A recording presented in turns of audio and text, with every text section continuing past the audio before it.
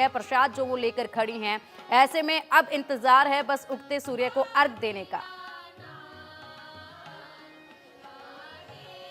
बिल्कुल पिंकी, और जगह बदलती है लेकिन तस्वीर लगभग एक जैसी रहती है, आस्था वही है। और ये हम तस्वीर आपको दिखाते हैं सीधे।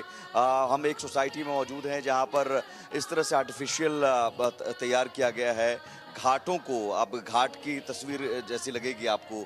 और यहाँ पर जो छठ व्रती हैं वो अब पानी में उतर चुके हैं और अब उगते सूर्य का इंतजार हो रहा है जब उगते सूर्य को अर्घ दिया जाएगा। ये तस्वीर जरा दिखाइए एक बार। इस तरह के अरेंजमेंट किए गए हैं और जो दौरा कहा जाता है, दौरा में तमाम चीज़ें जो हैं वो रखी जाती हैं, जो तमाम फल हैं, ठेकुआ है, एक सेब है, केला है, ये सब कुछ भगवान सूर्य को अर्घ देने के लिए रखा गया है। और इंतज़ार अब उगते सूर्य को है। कुछ और तस्वीरें भी हम दिखाएंगे, लेकिन उसके पहले कुछ महिलाएं भी हैं एक साथ इकट्ठा हैं। तो अच्छा, तो कुछ तो छठ व्रती आप हैं ना, क्यों किया जाता है, इसका महत्व क्या है? देखिए, छठ एक ऐसा मतलब हम लोग के लिए तो महापर्व है। और ये जितने पूरे साल के जितने त्योहार है ना, सबसे ज्यादा इसको अहमियत दिया जाता है। गीत गुनगुना दीजिए एक साथ।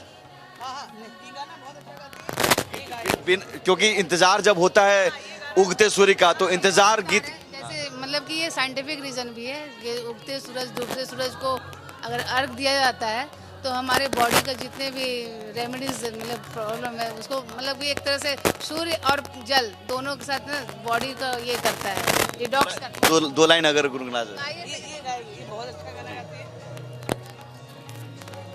कांच ही बस के बहंगिया बहंगी लचकत जाए, बहंगी लचकत जाए, होई ना पावन सिंह कहारिया, बहंगी घाटे पहुँचा, बहंगी घाटे पहुँचा।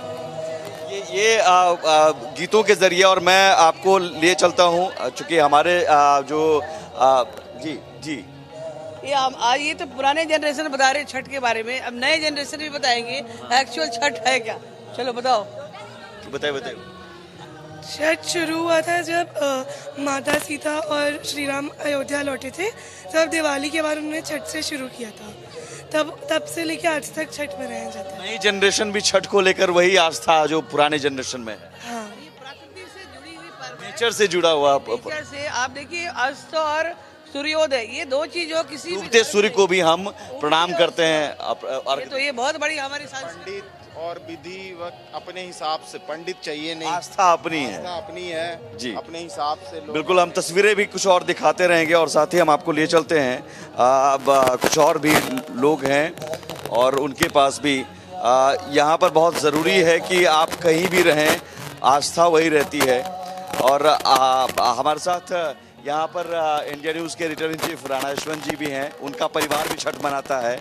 और मैं चाहूँगा सर दो लाइन, चूँकि बचपन में आप भी जाते होंगे गांव के तालाबों पर छठ मनाने, और यहाँ तस्वीरें जगह अलग अलग है लेकिन तस्वीर एक जैसी, आस्था वही। नहीं सुमिति, हम बिहार और पूर्वांचल जितने भी लोग हैं उनकी सांस्कृतिक पहचान है ये कि आप छठ पूजा करते हैं, बहुत श्रद्धा से करते हैं, भक्ति से करते हैं, उल्लास से करते हैं, समर्पण से करते हैं। तो हम लोग तो यहाँ फंस जाते हैं, लेकिन एक बड़ी आबादी बिहार को लौटती है, पूर्वांचल को लौटती है। ये जल और सूर्य की ऐसी पूजा है जिसमें दुनिया जो है उसका अस्तित्व का बोध होता है। अगर ये दुनिया आप सोच लो कि सूर्य ना हो और जल ना हो तो फिर ये दुनिया हो नहीं सकती है। मतलब बिहार के लोग इतने बड़े मनीषी थे कि उन्होंने कहा कि आप प्रकृति, पर्यावरण और समाज, इन तीनों के बीच में ऐसा संतुलन रखिए कि ये धरती सतत जो है वो संपन्न रहे, समृद्ध रहे और लोग जो है निरोग रहें।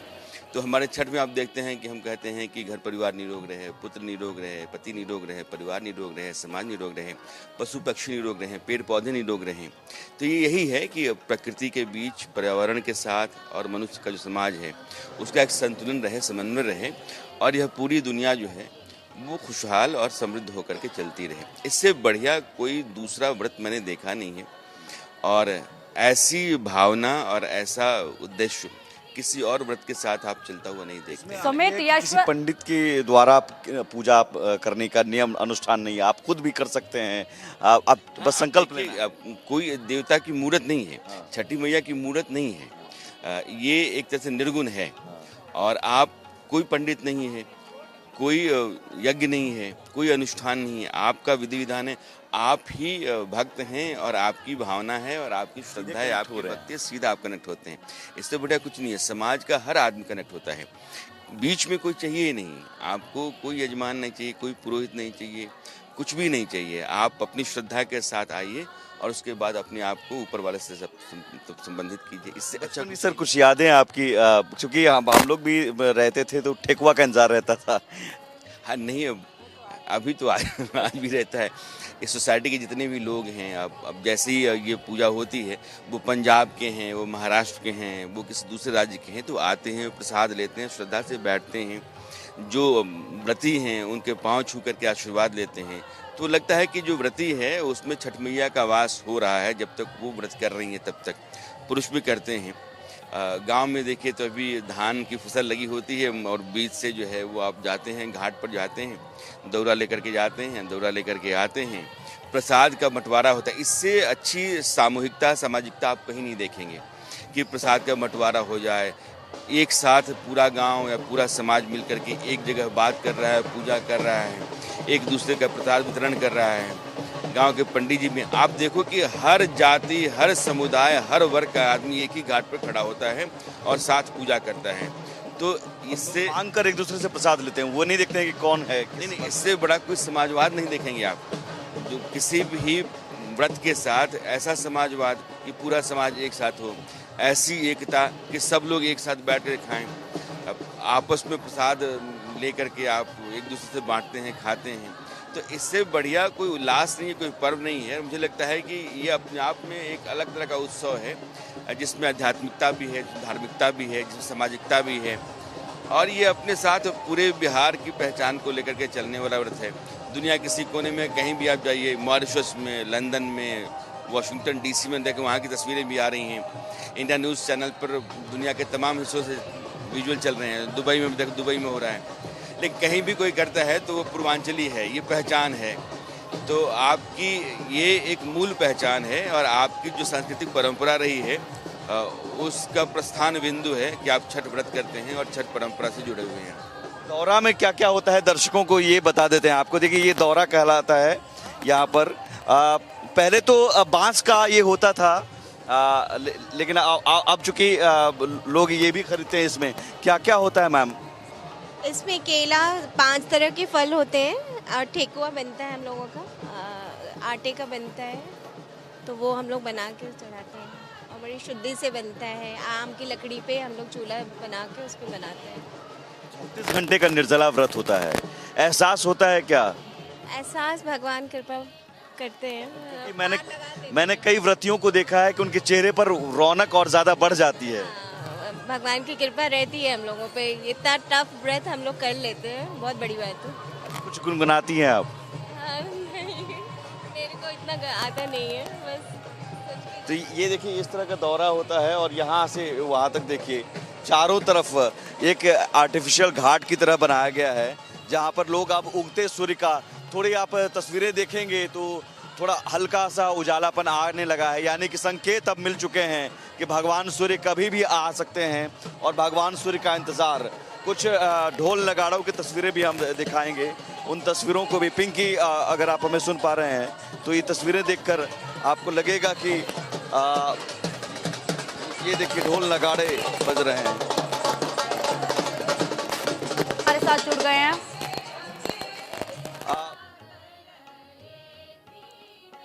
और चलिए अब रवि, आप लखनऊ में मौजूद हैं और कैसा कुछ उत्साह लोगों में दिख रहा है और जिस तरीके से महिलाएं वहां पर पानी में खड़ी हैं और 36 घंटे का निर्जला व्रत रखा हुआ है, बच्चे भी काफी एक्साइटेड नजर आते हैं आजकल तो छठ पर्व पर। और अब महज कुछ ही वक्त रह गया, कुछ ही मिनटों का वक्त रह गया जब उगते हुए सूर्य को अर्घ दिया जाएगा।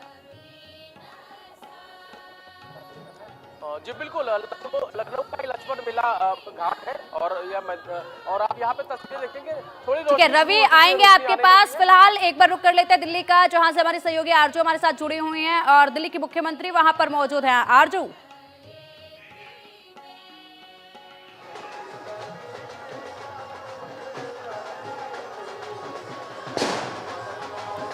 आपको मेरी आवाज आ रही है पिंकी? जी आरजू बताइए, दिल्ली के मुख्यमंत्री पहुंचे हैं घाट पर।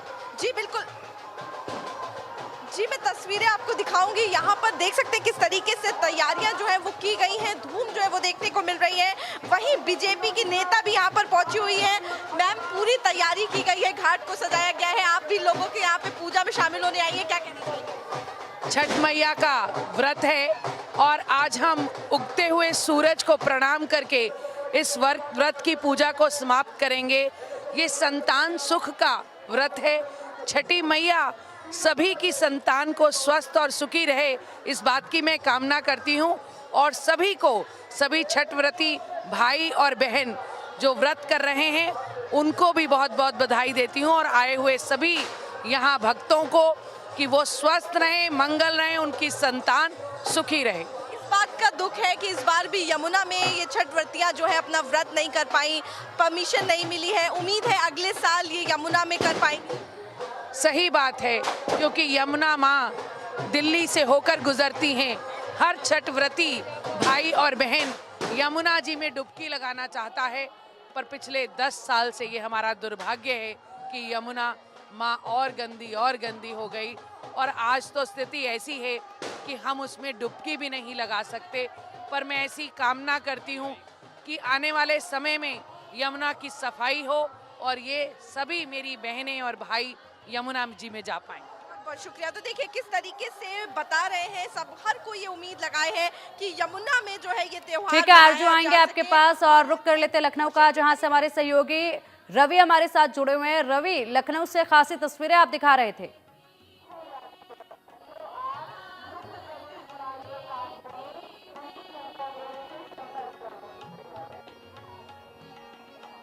रवि, क्या आपको आवाज मिल पा रही है?